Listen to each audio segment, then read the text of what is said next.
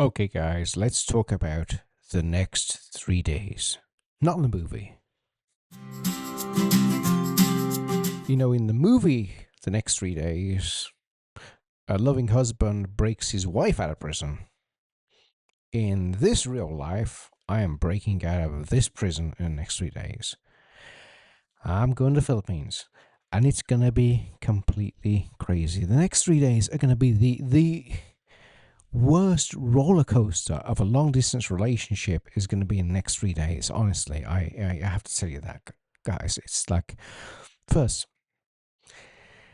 you're kind of getting ready, you're anticipating your wife or your significant other showing up and everything, and then they get on the plane.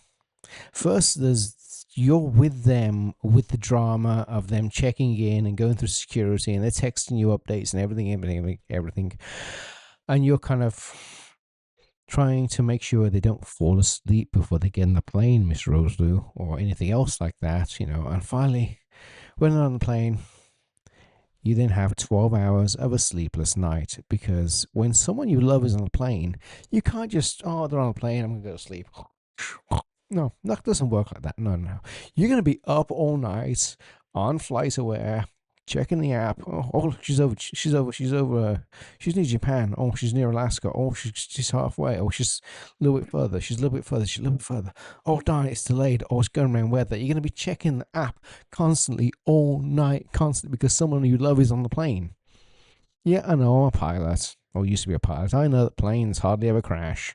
All that kind of stuff. Yada, yada, yada. Safest form of travel and everything else. But when someone you love is on the plane, it is so much different. So you have this completely sleep-lagged night. Let's call it spousal jet lag, shall we? That's a good term for it. Basically, you can't sleep the whole night because you're checking the darn app, finding out where your significant other is all night. Then they arrive. Then you got the bags. And actually, this time, she's coming with a bunch of bags, and we're buying some stuff, and she's flying out again the same day. Yeah, it's crazy. Coming in at like 7 o'clock and flying out at midnight. Actually, midnight the next day. We have to get to the airport by like 9 o'clock that day. So, she's in, go to the store, buy a bunch of stuff, fly out. So you have a day of complete chaos, packing suitcases. That is the stress part. Not only are you stressed because the love of your life has just spent a whole night on a plane and you've been watching it on a stupid app. Now you're completely stressed out because you're stuffing stuff in bags and you're weighing bags and make sure that everything fits and sitting on the suitcase and tying tags on the suitcase. All this other crazy stuff you got to do to get the bags ready, and hopefully you get it all done by the time the gosh darn Uber shows up and you can get back to the airport to exactly where you came from. And then you have the stress of the airport all over again. Yeah, you have to put up with the wonderful airport, taking your belt off, taking your pants off. Oh, no, not taking your pants off, taking your belt off, taking your shoes off. Yeah, if you take your pants off, you're having a fun time at the airport. Taking your bolts off, taking your shoes off, taking your laptop out of its case, turning your Kindle on, turning your phone on, turning it all back off again, putting it all back in the bag. The most stressful time in the world, going through airport security. Then you get to the gate. The gate's crowded. It's just complete chaos. Everybody's coughing over everybody else. Someone there's got COVID. There's a bunch of old people there. It's complete chaos at the gate. Another wonderful day at San Francisco Airport, people. The only time you get to relax is when you're on a plane. After you've survived the gate lice, of course. The gate lice, the people that they stand around the gate because they have to be the first on the plane. Oh my god, I gotta get on the plane first. I gotta get on the plane first. Guys, you're gonna be sitting on that aluminum can for the next 14 hours. It does not matter if you're number 1 on the plane or number 355 on the plane. You're all going to touch down at exactly the same second.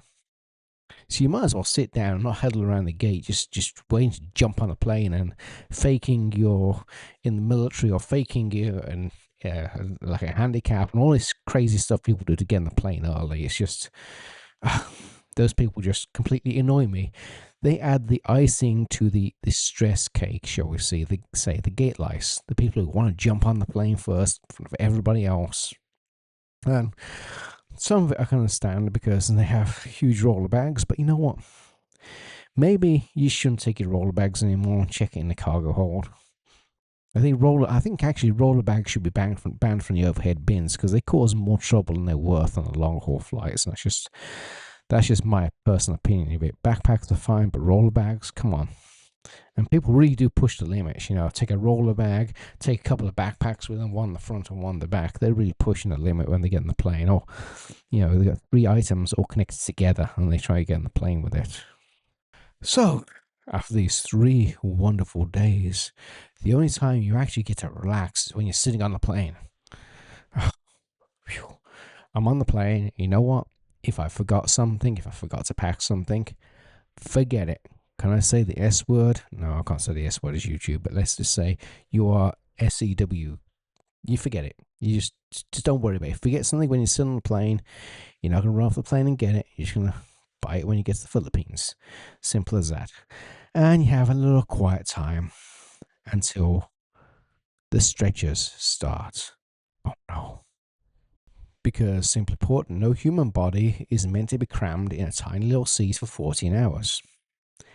And a lot of people on that plane aren't physically fit and don't exercise, and their bodies cannot physically take 14 hours in a cramped seat.